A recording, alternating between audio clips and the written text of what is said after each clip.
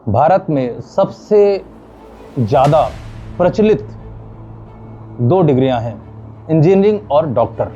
मैं data share करने जा रहा हूं और आज मैं आपके साथ एक ऐसी कहानी शेयर करूंगा जो आपको आज, कल और हमेशा बेहतर से बेहतरीन बनने के लिए प्रेरित करती रहेगी। कि वर्ष 2025 में तकरीबन 15 लाख लोगों ने इंजीनियरिंग की डिग्री हासिल करी और उसमें से केवल 17% लोग ही जॉब हासिल कर पाए। सेम स्टोरी 2024 में केवल 10% लोग ही एक जॉब सिक्योर कर पाए। नमस्कार दोस्तों, मैं शिवशंकर सिंह, आपका होस्ट और दोस्त, entrepreneur, motivational speaker and author. आज आपसे यह एक बहुत ही प्रेरणादायक कहानी शेयर कर रहा हूं कि कैसे एक इंजीनियर पहले टाइपिस्ट बना, फिर वह अमेरिका का 31st प्रेसिडेंट बना। सर्वश्रेष्ठ यूनिवर्सिटीज में से एक स्टैनफोर्ड यूनिवर्सिटी से जियोलॉजी और इंजीनियरिंग की डिग्री हासिल करी। अब इंजीनियरिंग की डिग्री तो मिल गई, अब क्या करें? इन 87% लोगों की तरह बेरोजगार रहें या फिर जॉब की तलाश में आगे चले जाएं? क्योंकि रुकना और थकना ये एंटरप्रेन्योरियल जर्नी नहीं है, ये आगे बढ़ने की निशानी नहीं है। रुकना थकना युवाओं की निशानी नहीं है, क्योंकि स्वामी विवेकानंद जी कहते हैं, उठो जागो और तब तक न रुको जब तक जीत न जाओ। लेकिन दुर्भाग्य यह है कि इंजीनियरिंग की डिग्री ले लेते हैं, फिर लगता है कि नहीं, बस अब इसी फील्ड में डिग्री जॉब मिलनी चाहिए।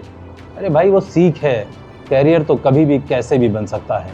तो जैसे ही ग्रेजुएशन किया, जैसे ही इंजीनियरिंग की डिग्री ली, उन्होंने एक माइनिंग कंपनी में अप्लाई किया। और माइनिंग कंपनी में जब अप्लाई किया तो वहाँ पर इंजीनियर्स के लिए कोई जॉब नहीं थी, जॉब थी एक टाइपिस्ट की। यही क्रक्स है आज की इस कहानी का। हाथ में इंजीनियरिंग की डिग्री, स्टैनफोर्ड जैसे विश्वविख्यात विश्वविद्यालय की, और जिस जॉब को तमाम सारे इंजीनियर्स ने और ग्रेजुएट्स ने मना कर दिया था, उस टाइपिस्ट की जॉब के लिए हर्बर्ट हूवर ने अप्लाई कर दिया।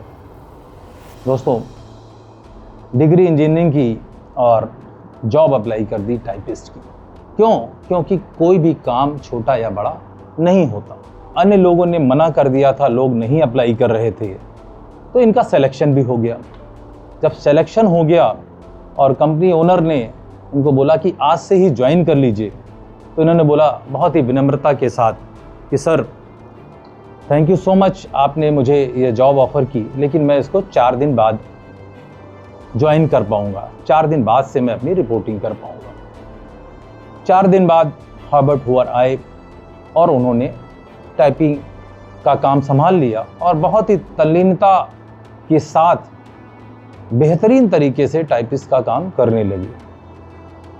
कुछ दिनों बाद फैक्ट्री ओनर, माइन ओनर ने उनको बुलाया और पूछा कि तुम्हें जॉब की इतनी सख्त ज़रूरत थी, फिर भी तुमने 4 दिन का समय लिया, ऐसा क्यों?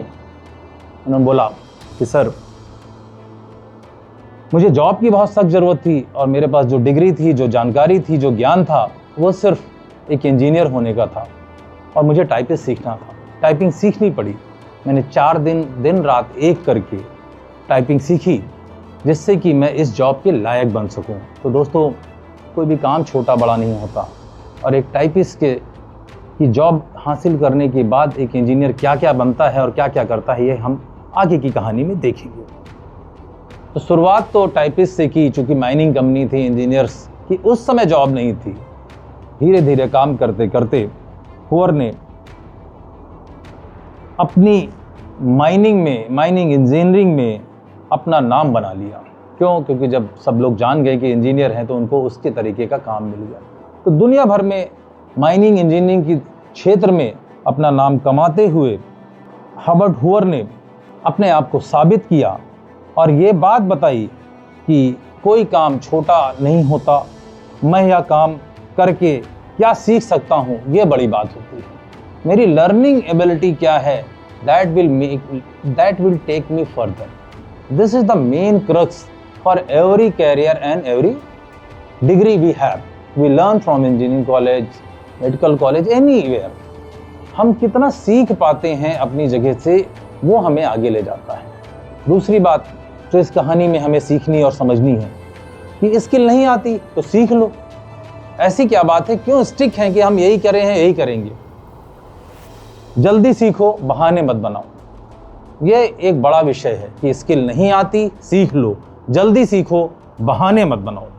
सारी समस्या यही है कि मेरी ज़रूरत की जॉब मुझे नहीं मिल रही। हॉवर्ड हूवर का यह सफ़र यही नहीं रुका।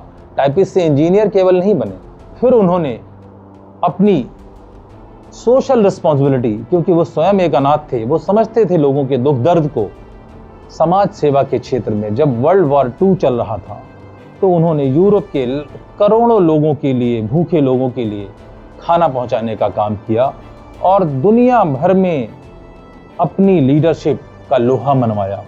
1929 में हॉवर्ड हूवर बने अमेरिका के 31वें राष्ट्रपति। तो दोस्तों, एक इंजीनियर, फिर टाइपिस्ट, फिर प्रेसिडेंट ऑफ अमेरिका, दुनिया के सबसे पावरफुल देश का राष्ट्रपति बनना, ये कोई फ्लूक नहीं था। ये सिर्फ वही बात थी कि मैं अपनी जगह कहीं भी बना सकता हूँ, मैं स्टिक नहीं हूँ, मुझे इतना ही नहीं आता, मैं और भी सीखने के लिए तैयार हूँ। ग्रेटनेस किसी डिग्री या डिप्लोमा या किसी कुर्सी से नहीं आती, वो आती है आपके अपने एटीट्यूड से, आपकी सीखने की प्रवृत्ति से, आपकी लीडरशिप से, आप हर काम को काम समझने से, ना कि काम को बड़ा या छोटा समझने से। छोटी शुरुआत, बड़ी सोच, स्मार्ट काम और ज़मीन से जुड़े रहने की आदत आपको किसी भी आसमान पे पहुंचा सकती है, आपके कैरियर को इंजीनियर से राष्ट्रपति बना सकती है। बस ज़रूरत यह है कि आप काम को काम समझें। और हमारे आसपास इन तमाम examples, Howard Hoover, doctor APJ Abdul Kalam और तमाम ऐसे लोग जो हम सब के लिए प्रेरणा है, उनको फॉलो करें, उनके पद चिन्हों पर चलें और अपने आप को आगे ले जाने के हौसले को कभी रोके नहीं, क्योंकि जो तकलीफ़ें इनके जीवन में थी वो शायद आपके जीवन में नहीं होंगी। फिर भी हम रुक जाते हैं। मैं बार बार ये बात कहता हूँ कि खुद को कभी रुकने ना दें, लगातार बार बार चलते रहें, सीखते रहें, बढ़ते रहें। तो दोस्तों, चलते चलते बस यही बात कहना चाहता हूँ। स्वामी विवेकानंद कहते थे, उठो जागो और तब तक न रुको जब तक जीत न जाओ। और इस कहानी के माध्यम से मैं आपको यह संदेश देना चाहता हूँ, उठो, सीखो, बनो, कहानी अभी बाकी है। उठो, सीखो, बनो, कहानी अभी बाकी है, क्योंकि आपकी कहानी भी एक दिन मैं अपने YouTube चैनल पे इसी तरह सुनाना चाहता हूँ। Thank you so much, keep watching my videos. जब आपके विचार विचारधारा बन जाएं, जब आपके पद पदचिन्ह बन जाएं और जब आप मीलों चलें तो वही मील का पत्थर बन जाएं, तब आप बनते हैं व्यक्ति से व्यक्तित्व, यानी कि पर्सन टू पर्सनैलिटी। हम साथ आए, साथ में। तो let's start a journey of beyond ordinary. Come together, inspire each other and inspire the world. Thank you so much.